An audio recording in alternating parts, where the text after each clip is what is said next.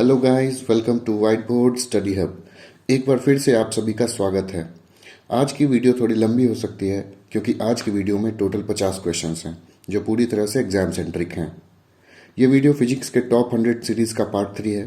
अगर आपने पार्ट 1 और पार्ट 2 नहीं देखा है तो ज़रूर देखिए, लिंक आपको डिस्क्रिप्शन में मिल जाएगा। तो अब टाइम वेस्ट किए बिना चलते हैं आज के पहले क्वेश्चन की तरफ। तो पहला क्वेश्चन है, which of the following has the most penetrating power? सबसे ज़्यादा पेनिट्रेटिंग पावर इसमें से किसका है? Alpha particles, beta particles, X rays या गामा पार्टिकल्स? तो इसका आंसर होगा gamma particles, option D. Next question है, which one among the following rays has minimum wavelength? सबसे कम वेवलेंथ इनमें से किनका है? Cosmic rays, X rays, UV rays या गामा रेज? तो अगेन इसका भी आंसर होगा फिर से gamma rays. The black board seems black because? Black board काला क्यों दिखता है? Option A, it reflects every colour. Option B, it does not reflect any colour. Option C, it absorbs black colour. या option D, it reflects black colour. तो इसका सही answer होगा option B, it does not reflect any colour. हम जो चीज़ों के जो कलर देखते हैं वो इसलिए देखते हैं क्योंकि वो उसी कलर को सिर्फ रिफ्लेक्ट कर पाते हैं। तो चलते हैं अगले क्वेश्चन की तरफ। Which instrument is used by submarine sailors to see the objects on the surface? Submarine के अंदर जो सेलर्स होते हैं, या आप कह सकते हैं इंजीनियर्स या ऑफिसर्स जो भी होते हैं, वो समुद्र के सरफेस के ऊपर देखने के लिए इनमें से कौन सा इंस्ट्रूमेंट को यूज़ करते हैं? तो इसका सही आंसर होगा periscope. Periscope, option D. Which of the following have the maximum cohesive force? सबसे ज़्यादा कोहेसिव फोर्स इसमें से किसका है? बहुत ही आसान क्वेश्चन है। इसका आंसर होगा सॉलिड। सबसे ज़्यादा सॉलिड, फिर लिक्विड और सबसे कम गैस में होता है। सोनार इज़ मोस्टली यूज्ड बाय? जो सोनार टेक्नोलॉजी होती है वो इनमें से सबसे ज़्यादा कौन यूज़ करते हैं? सबसे ज़्यादा क्या, इनमें से एक ही है जो इनको यूज़ करते हैं। तो उसका सही आंसर होगा navigators. Navigators. A tablecloth pulled from a table without dislodging the dishes. It is because of? ये क्यों होता है? तो ये फेनोमिना होता है न्यूटन्स फर्स्ट लॉ की वजह से। न्यूटन्स फर्स्ट लॉ की वजह से ये फेनोमिना होता है। When light enters into water, what happens to its frequency? जब पानी में लाइट इंटर करती है तो इसके फ्रीक्वेंसी में क्या चेंज होता है? ऑप्शन ए, ये चेंज होता है। ऑप्शन बी, ये सेम रहता है। ऑप्शन सी, इंक्रीजेज या ऑप्शन डी, डिक्रीजेज? इसका सही आंसर होगा इट रिमेन्स सेम। फ्रीक्वेंसी में कोई चेंज नहीं आता है। The image found by compound microscope is? Compound microscope के द्वारा कौन सा इमेज बनाया जाता है? आप ऑप्शन देख लीजिए और आंसर करने की कोशिश कीजिए। तो इसका सही आंसर होगा, बहुत ही आसान है, real and enlarge. Option D is the correct answer. दोस्तों, अगर वीडियो अच्छा लग रहा है तो चैनल को लाइक और सब्सक्राइब कर दीजिए और अपने दोस्तों के साथ शेयर कीजिए जो कॉम्पिटिटिव एग्जामिनेशंस की तैयारी कर रहे हैं। ये वीडियो उनके लिए बहुत हेल्पफुल होने वाली है। तो अगला क्वेश्चन है, the phenomenon of bursting of hydrogen balloon is based on which principle? तो इसका आंसर होगा option A, Charles law. Charles law. Which of the following wavelengths will suffer maximum deviation while passing through a prism? Prism से गुजरने के बाद सबसे ज़्यादा deviation कौन सा कलर करेगा? ये भी बहुत आसान क्वेश्चन है। तो इसका आंसर होगा violet.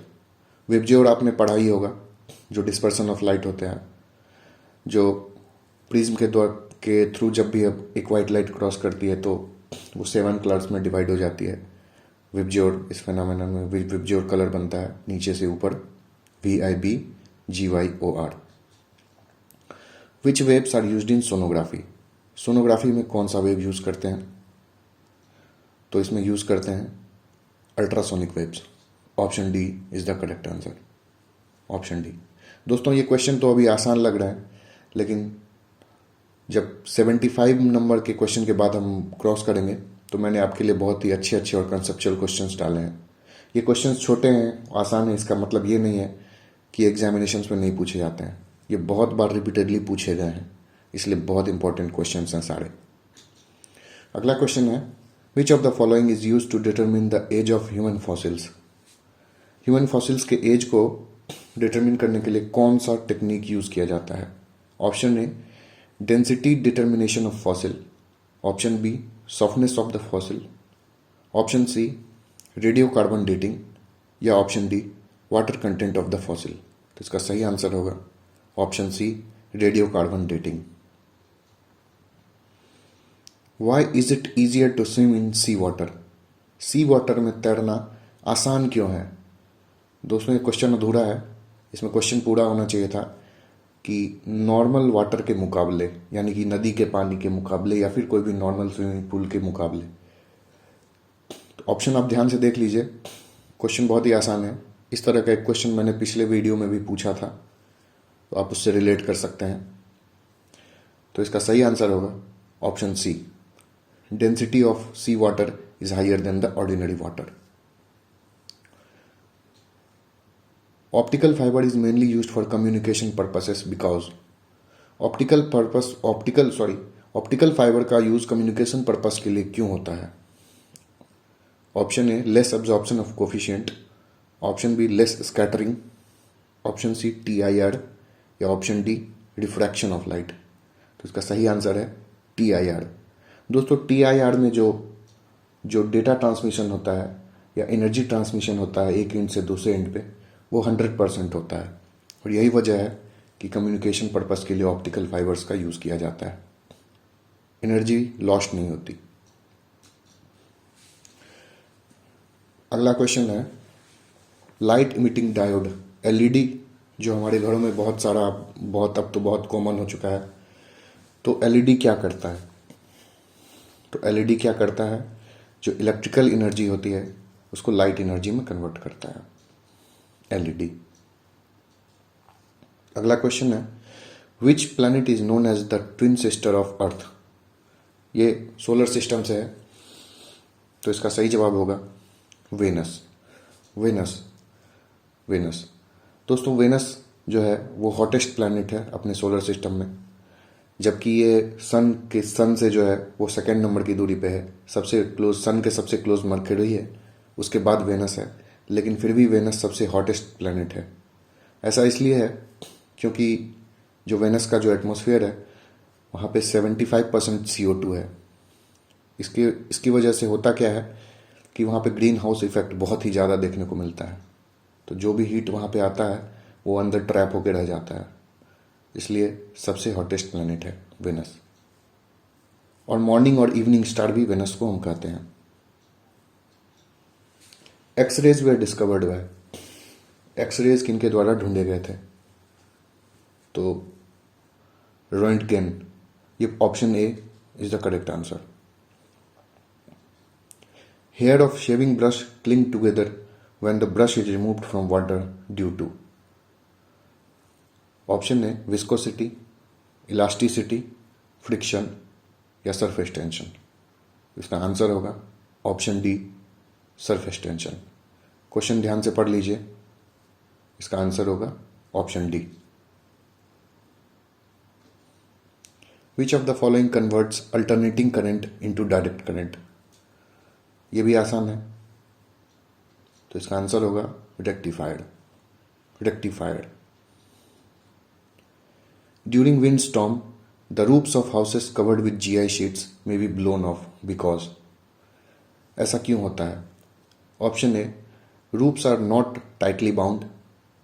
Option B, wind creates high pressure over the roof. Option C, wind creates low pressure over the roof. या none of these। तो इसका सही जवाब होगा option C, wind creates low pressure over the roof। दोस्तों, अगर आप ये वीडियो देख रहे हैं तो नीचे कमेंट करके ज़रूर बताइएगा कि ये जो फिनोमिना है ये कौन से प्रिंसिपल की वजह से होता है। आप कमेंट करके बताइएगा मुझे। Which of these metals are used in making nuclear weapons? Nuclear weapons को बनाने में इन दोनों में से कौन सा मेटल हम लोग यूज करते हैं? Option A, uranium. Plutonium, both uranium and plutonium, क्या नन ऑफ दीज? तो ऑप्शन ए तो पक्का है, यूरेनियम आप सभी जानते होंगे। हम प्लूटोनियम का भी यूज़ करते हैं, तो आंसर होगा option C, both uranium and plutonium. The pressure inside a soap bubble is, एक जो सोप बबल जो होता है उसके अंदर का जो प्रेशर होता है वो पूछा जा रहा है। The pressure inside a soap bubble is more than the atmospheric pressure, less than the atmospheric pressure, equal to the atmospheric pressure, या half of the atmospheric pressure.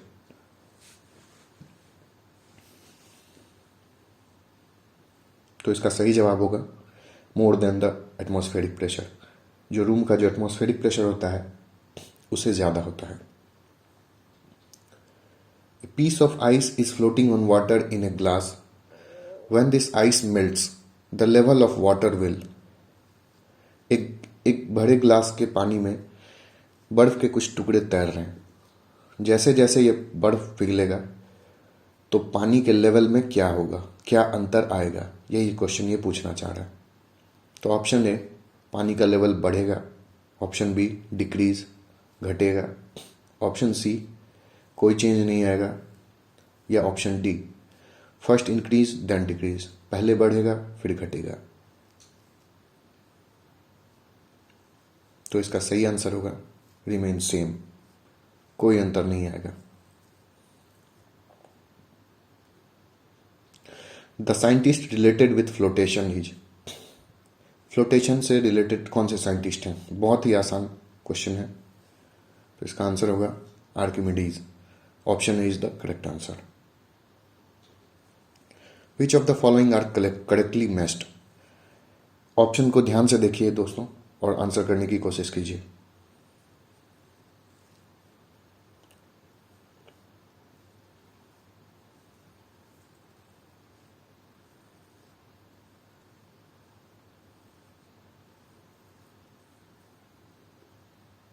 तो अगर आपने डिफेक्ट्स ऑफ विजन पढ़ा होगा तो आपने सही आंसर लगा दिया होगा। तो answer E, option E is the correct answer. ये सारे सही मैच्ड हैं। मायोपिया से जो भी आदमी पीड़ित होता है उसके क्योर के लिए कनकेव लेंस, हाइपरमेट्रोपिया के लिए कन्वेक्स लेंस, प्रेस बायोपिया के लिए बाइफोकल लेंस और एस्टिग्मेटिज्म के लिए सिलिंड्रिकल लेंस प्रेफर किया जाता है। Which of the statements are correct? ये तीन स्टेटमेंट्स हैं, आप ध्यान से पढ़िए और बताइए कि इनमें से कौन कौन से स्टेटमेंट्स करेक्ट हैं। एक काम करता हूँ, मैं पढ़ देता हूँ और आप आंसर करने की कोशिश कीजिए। पहला कहता है, atom bomb is based on the principle of uncontrolled nuclear fusion. Atom bomb जो है वो अनकंट्रोल्ड न्यूक्लियर फ्यूजन पे वर्क करता है। तो ये जो है हमारा ऑप्शन गलत हो गया। क्योंकि यहीं से गलत हो गया क्योंकि एटम बॉम्ब में न्यूक्लियर फ्यूजन नहीं, न्यूक्लियर फिजन होता है। ऑप्शन 2 हमारा कह रहा है, hydrogen bomb is based upon the principle of uncontrolled nuclear fusion. ये ऑप्शन बिल्कुल सही है। Option 3, nuclear reactor is based upon the principle of uncontrolled nuclear fusion. एक बार फिर से दोस्तों, न्यूक्लियर रिएक्टर के अंदर न्यूक्लियर फ्यूजन नहीं होता है, न्यूक्लियर फिजन होता है और वो भी कंट्रोल्ड होता है। तो ऑप्शन 1 और 3 हमारे गलत हो गए। तो इसका आंसर हो जाएगा option C, only 2 is correct. Only 2 is correct. Answer में ऑप्शन गलत लिखा हुआ दिख रहा होगा, आंसर बी लिखा है लेकिन ओनली 2 इज करेक्ट। तो उसको देख लीजिएगा, सिर्फ जो option 2, hydrogen bomb is based upon the principle of uncontrolled nuclear fusion, बस वो सही है। Insects are able to run on the surface of water, why? आपने देखा होगा कि छोटे छोटे जो कीड़े मकोड़े होते हैं वो पानी पे तेज दौड़ लगा देते हैं फिर भी डूबते नहीं, ऐसा क्यों होता है? Option A, insects have less weight. Option B, insects can swim on water. Option C, because of Archimedes upthrust. या option D, surface tension makes the surface behave as an elastic membrane. तो इसका सही answer होगा option D, surface tension की वजह से ऐसा होता है। Which of the following are correctly matched? इनमें से कौन से सात ऑप्शन सही सही मैच किए हुए हैं? दोस्तों ध्यान से पढ़िएगा। सबसे पहला है मूवमेंट ऑफ वाटर और mineral from the earth to leaves of plant through root. ये ग्रेविटेशनल फोर्स के साथ मैच्ड है। Lift of an aeroplane during its flight capillary action के साथ मैच्ड है। Formation of star in the universe, ये surface tension से है। और क्लीनिंग एक्शन ऑफ सोप, ये बर्नौलीज थ्योरम से मैच्ड है। तो इसका सही आंसर होगा कि none of these are correct, ये सारे गलत मैच किए हुए हैं। ठीक है, तो एक एक करके मैं आपको इसका सही आंसर बताता हूँ। जो मूवमेंट ऑफ वाटर और mineral from the earth to leaves of plant through root है, ये कैपिलरी एक्शन की वजह से होता है। दूसरा है lift of an aeroplane during its flight, ये बर्नौलीज प्रिंसिपल की वजह से होता है। ऑप्शन सी जो है formation of star in the universe, ये बहुत ही आसान है, ग्रेविटेशनल फोर्स की वजह से है। और लास्ट ऑप्शन जो बच गया हमारा, वो सरफेस टेंशन की वजह से क्लीनिंग एक्शन ऑफ सोप काम करता है। Nowadays, most of buildings are made by having at least two layers of wall with a gap in between. Why?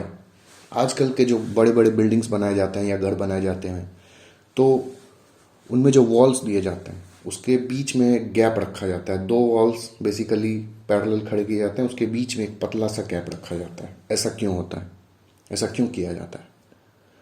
तो आप ऑप्शन देखिए और आंसर करने की कोशिश कीजिए।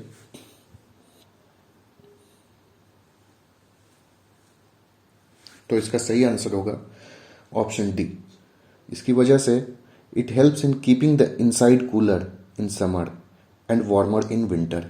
गर्मियों में जो है ये अंदर के वातावरण को ठंडा रखता है और ठंडियों में अंदर के वातावरण को गर्म रखता है। Why does a machine function well with A lubricant? एक मशीन जो होता है वो ल्यूब्रिकेंट के साथ अच्छी तरह से क्यों फंक्शन करता है? ल्यूब्रिकेंट जैसे वो साइकिल, आपने साइकिल तो जरूर चलाया होगा, तो साइकिल में देखा होगा कि चेन ल्यूब हम लोग करते हैं। ये एक छोटा सा एग्जांपल है। तो ऐसा क्यों होता है? ऑप्शंस आपके सामने हैं, ध्यान से पढ़िए।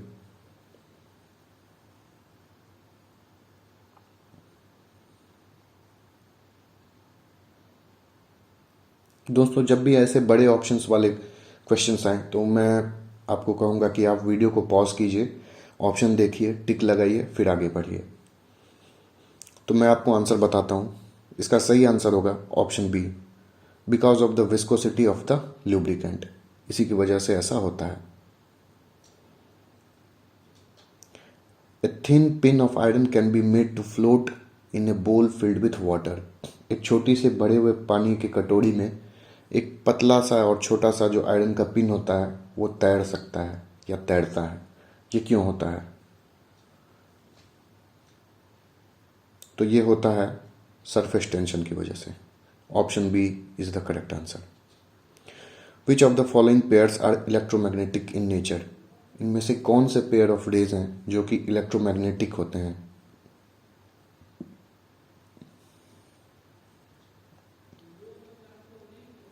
तो इसका सही जवाब है option D, infrared rays and X rays both are electromagnetic in nature.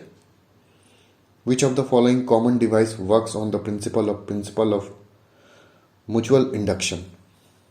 Principal of mutual induction के प्रिंसिपल पे कौन काम करता है? तो इसका सही जवाब होगा transformer. When can gases conduct electricity? बहुत लोगों को ये नहीं पता होगा कि गैसेस भी इलेक्ट्रिसिटी कंडक्ट कर सकती हैं, लेकिन वो करती हैं। तो वो किस सिनेरियो में करती हैं, ये क्वेश्चन है। पहला ऑप्शन है at high pressure, option B at low pressure, option C gases don't conduct electricity at all. मैंने तो ये आप ऑप्शन ही कट कर दिया। And option D none of the following option is true. तो इसका सही जवाब होगा at low pressure and high temperature, and high voltage, माफ कीजिएगा। जब लो टेम्परेचर और हाई वोल्टेज होता है तो बेसिकली क्या होता है, गैसेस के बीच के जो पार्टिकल्स होते हैं या एटम होते हैं वो हाई वोल्टेज की वजह से जो फ्री इलेक्ट्रॉन्स होते हैं वो आपस में टकराते हैं। इस वजह से गैस लो प्रेशर और हाई वोल्टेज पे इलेक्ट्रिसिटी कंडक्ट करती है। अगला क्वेश्चन है a body moving in a circular path with constant speed has. एक बॉडी है जो कि सर्कुलर पाथ पे कांस्टेंट स्पीड के साथ मूव कर रही है, तो आपको बताना है कि उसके साथ क्या होगा, इसमें कौन सा कंडीशन फिट बैठेगा उस बॉडी के लिए।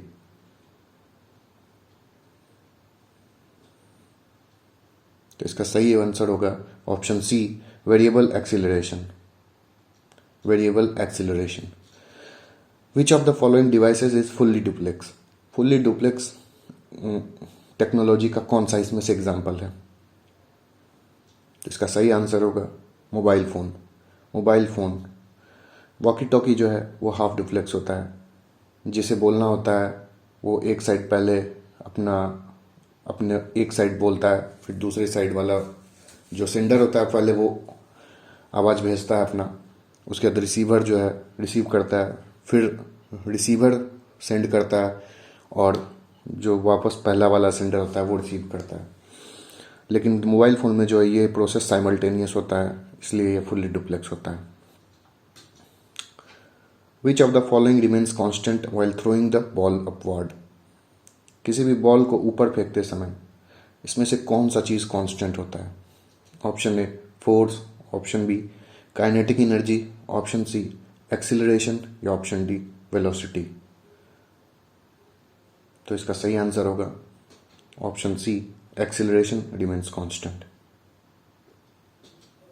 विच of the following matter forms the core of the transformer. Transformer का जो कोर होता है वो किस चीज़ का बना होता है? तो इसका सही आंसर होगा option B, soft iron. Soft iron का बना होता है। A transverse wave occurs when a disturbance creates oscillations. Basically आपसे पूछा जा रहा है कि ये ट्रांसवर्स वेव जो है कब अकर होता है, किस सिचुएशन में अकर होता है। तो इसका सही आंसर होगा option A, perpendicular to propagation. A transverse wave occurs when a disturbance creates oscillations perpendicular to the propagation. Which of the following has the least penetrating power? पिछले वीडियो में मैंने आपसे पूछा था कि सबसे ज़्यादा पेनिट्रेटिंग पावर किसका होता है। माफ़ कीजिएगा, इसी वीडियो के शुरुआत में पूछा था। तो सबसे ज़्यादा जो पेनिट्रेटिंग पावर होता है वो गामा रे का होता है। आपको यहाँ बताना है सबसे कम किसका होता है। तो सबसे कम होता है अल्फा रे का। अल्फा रे का पेनिट्रेटिंग पावर को आप सीधा ऐसे ही याद रख सकते हैं जैसे हम नॉर्मल आम भाषा में याद करते हैं ना, अल्फ़ा बीटा गामा। तो बस उसी तरह से याद कर लीजिए, अल्फ़ा बीटा गामा। अल्फ़ा सबसे कम, बीटा मीडियम और गामा सबसे ज़्यादा। तो पेनिट्रेटिंग पावर की ऐसे ही सीरीज आप याद रख सकते हैं। विच of the following is true regarding slab of ice kept in A room. बर्फ़ का एक टुकड़ा एक रूम में रखा हुआ है, तो इसमें से कौन सा कंडीशंस उसके लिए सही बैठेगा? ऑप्शन ए, आप ध्यान से पढ़िए।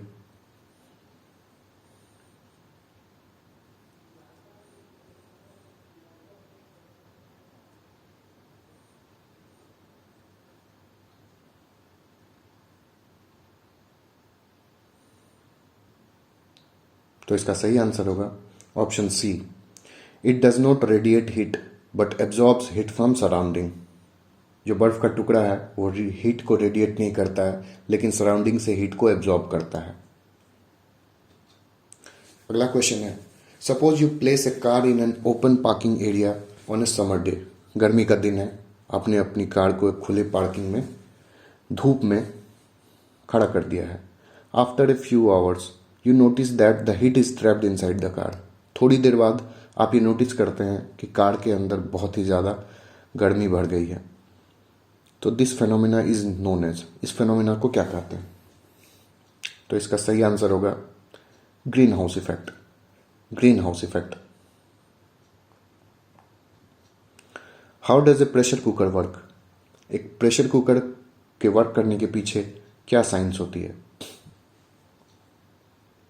Option A, heat can not escape from the cooker.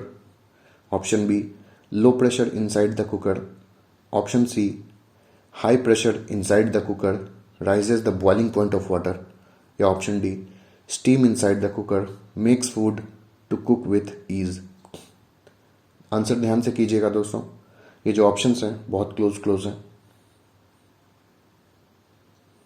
तो इसका सही आंसर होगा option C, high pressure inside the cooker raises the boiling point of water. इसी वजह से प्रेशर कुकर सही तरीके से वर्क करता है। Cryogenic engines are used in, cryogenic engines किस चीज में यूज किए जाते हैं? तो इसका सही आंसर होगा रॉकेट्स में, रॉकेट टेक्नोलॉजी में क्रायोजेनिक इंजन्स का यूज होता है। Which of the following phenomena shows the particle nature of light? Which of the following phenomena shows the particle nature of light? तो इसका सही आंसर होगा photo electric effect, photo electric effect. Which of the following waves cannot propagate in vacuum? इनमें से कौन से wave जो हैं वैक्यूम में नहीं ट्रैवल कर सकते हैं? क्वेश्चन आसान है लेकिन थोड़ा सा ट्रिकी है।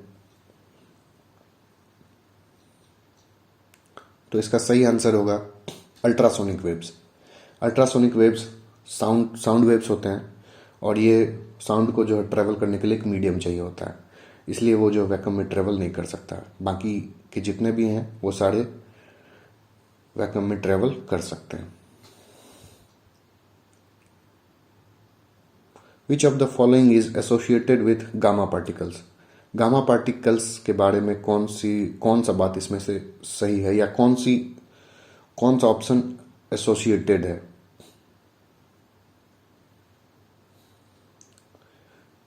तो इसका सही आंसर होगा option D, no charge.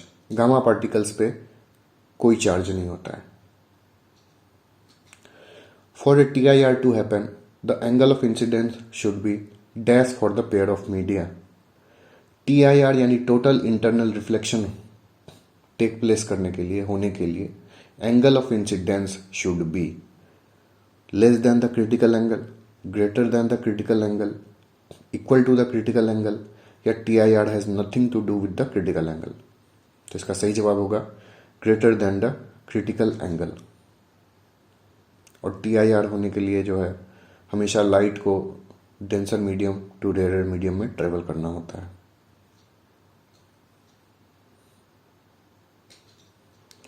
During summer season, the time period of a simple pendulum, option A increases, option B decreases, option C remains constant, या option D first increases then decreases।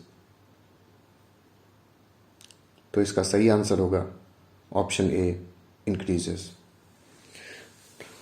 तो guys ये थे physics के top 100 questions, जो कि बहुत सारे competitive exams, चाहे आप किसी भी चीज़ की तैयारी करते हो उसके लिए, अगर उसमें GS के पेपर में अगर साइंस है तो बहुत इम्पोर्टेंट बनता है। दोस्तों इस चैनल पे मैं फिजिक्स के साथ साथ केमिस्ट्री और बायो के भी वीडियोस डाल रहा हूँ, जो एग्जामिनेशन पॉइंट ऑफ व्यू से बहुत ही ज़्यादा इम्पोर्टेंट हैं और एग्ज़ाम सेंट्रिक हैं। वीडियोस को चेक करना मत भूलिएगा। समय के साथ मैं GS के सारे सब्जेक्ट्स की वीडियोस अपलोड करता रहूँगा। चैनल पर नए हैं तो लाइक और सब्सक्राइब करना मत भूलिएगा, और बाकी देखते रहिए।